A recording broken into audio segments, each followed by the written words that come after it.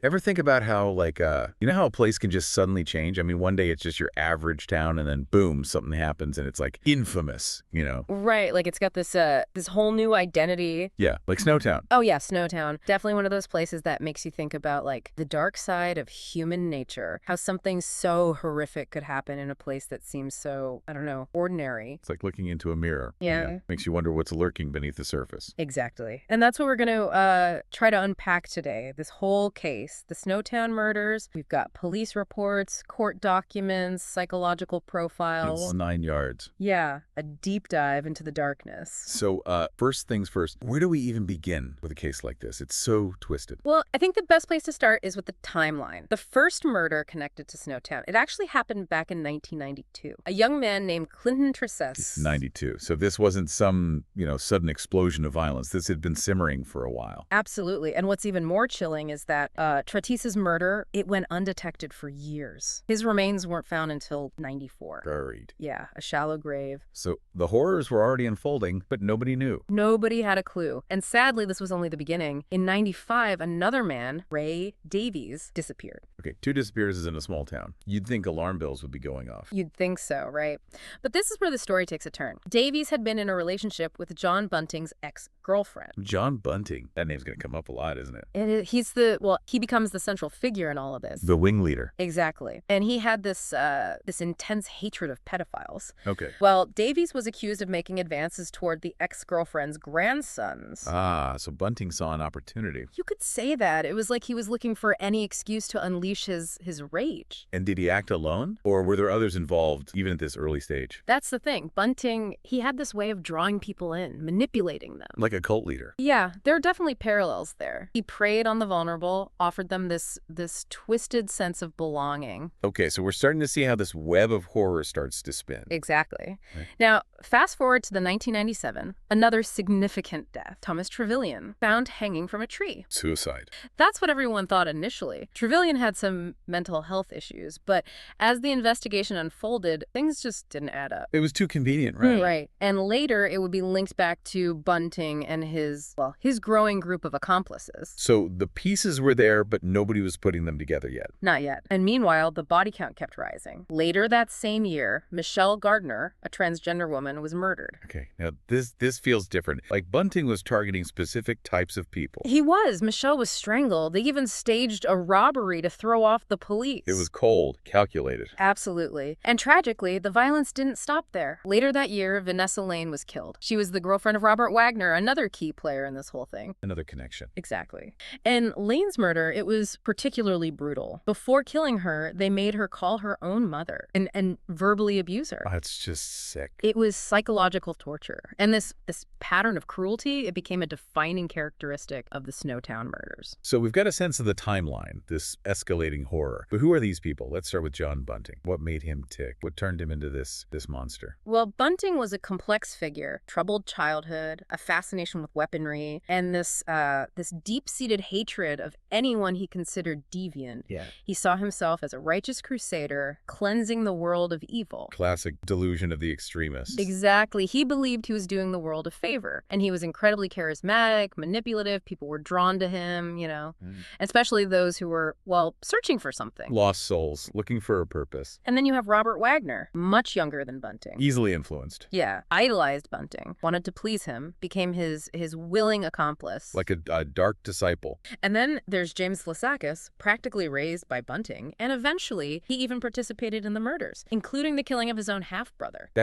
It's almost too much to comprehend. The level of manipulation, the betrayal. It's a horrifying testament to the power Bunting had over these people. And finally, Mark Hayden, the 4th person convicted in connection with the Snowtown murders. What was his role in all of this? Hayden's involvement was primarily in the disposal of the bodies, including, tragically, his own wife, Elizabeth. His own wife? Yeah. It's a chilling reminder that even those on the periphery of these crimes can become entangled in the horror. Okay. So we've got these key players, this terrifying web of relationships and violence. Mm-hmm. But how did it all come crashing down? How did the police finally uncover the truth about Snowtown? Well, it all started with a missing person report, a tip that led them to an abandoned bank vault in Snowtown. A bank vault? That's like something out of a horror movie. It was. On May 20th, 1999, police entered the vault. And what they found there, it was a scene straight out of of a nightmare. 8 bodies decomposing in barrels. Oh, God. The smell, the sight, it was something that would stay with those officers forever. And that's when the real investigation began. The world suddenly knew the name Snowtown. The town, overnight, became synonymous with this horrific crime. And the race was on to identify the victims, to piece together what happened, to bring the perpetrators to justice. And that's where the real detective work begins. The forensic science, the painstaking investigation. It was a monumental task. And we'll dig into all of that next time. Right, so we've left off with the police uncovering those barrels. It's May 1999, Snowtown, a small town now thrust into the spotlight of a horrific crime. 8 bodies decomposing. It's hard to even fathom the scale of the investigation at that point. Yeah, it wasn't just about identifying the victims. It was about understanding the how, the why, the who. It was about untangling this web of relationships and events that led to such a horrifying outcome. And of course, there's the legal battle. Bringing those responsible to justice. That had to be a whole other level of complexity. Absolutely. I mean, how do you even begin to prosecute a case like this? The evidence, the psychological impact on everyone involved. It must have been a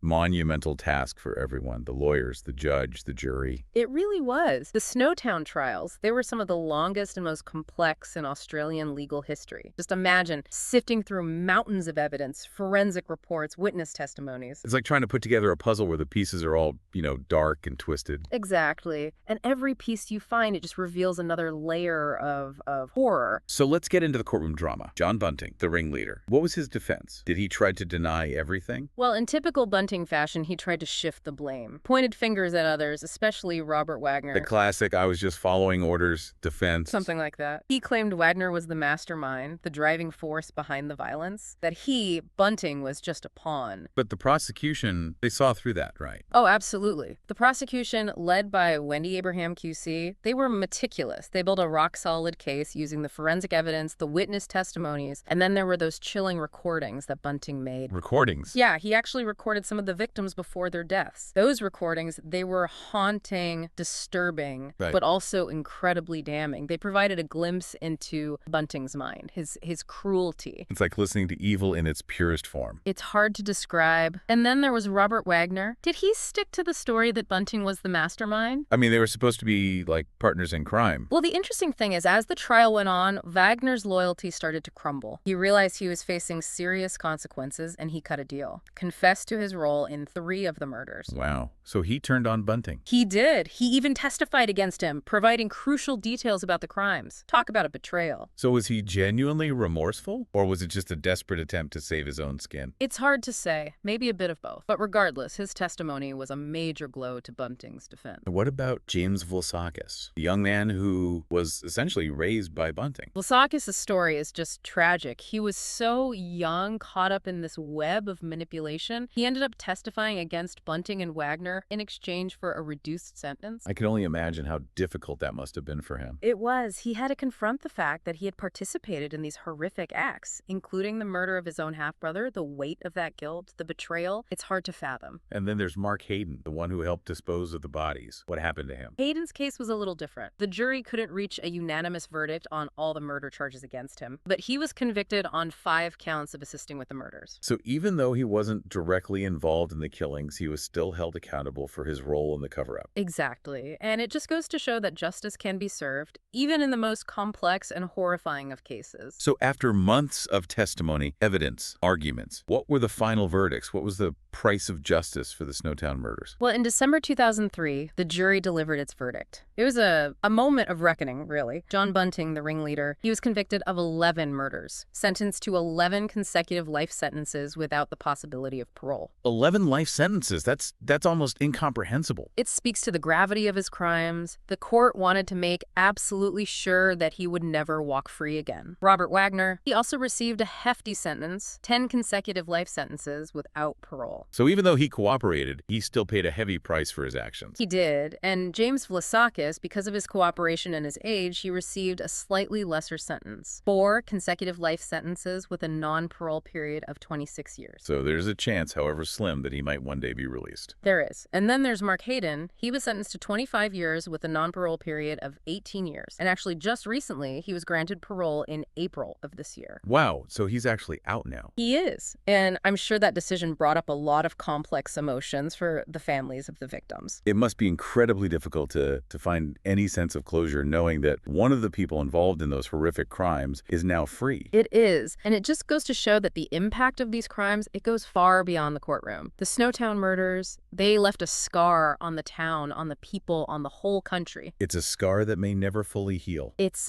hard to imagine, really, picking up the pieces after something like that. Yeah, the trials are over, the verdicts are in, but the story doesn't end there, does it? No, not at all. I mean, what happens to a town like Snowtown, a place that becomes synonymous with such horrific acts? It's like, how do you even begin to rebuild? It's a massive challenge. I mean, they've tried, rebranding, attracting new businesses, but that stigma, it's hard to shake. The name itself, Snowtown, it's almost become a symbol of this darkness. Right. And for the people who live there, the residents, it's a constant reminder, a wound that may never solely heal. And beyond the town itself, I mean, in this case, it had a huge impact on Australia, didn't it? Absolutely. It really forced people to confront the reality that this kind of evil, it can exist anywhere. In any town, any neighborhood. Exactly. It shattered that illusion of safety, made people question their own communities, their own neighbors. And one of the things that I find so disturbing about this whole case is the perpetrators themselves. They weren't, these stereotypical monsters. They were seemingly ordinary people. That's what makes it so unsettling, right? It challenges our whole idea of good and evil, makes us wonder, what are the factors that can lead someone down such a dark path? So what are those factors? What can we learn from Snowtown? What can we do to prevent something like this from happening again? Well, for one, I think we need to recognize and address vulnerability. A lot of the victims in this case, they were marginalized. They were struggling. They were easy targets, people who wouldn't be missed. Exactly.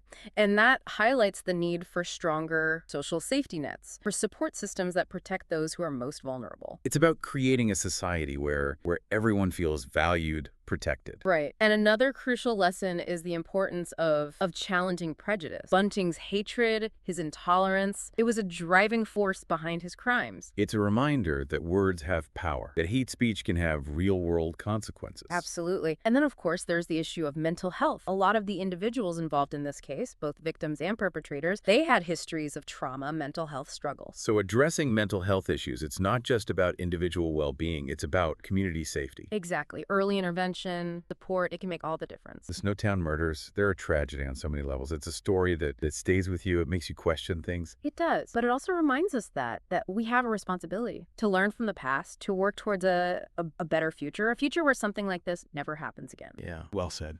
And on that note, I think it's important to remember the victims.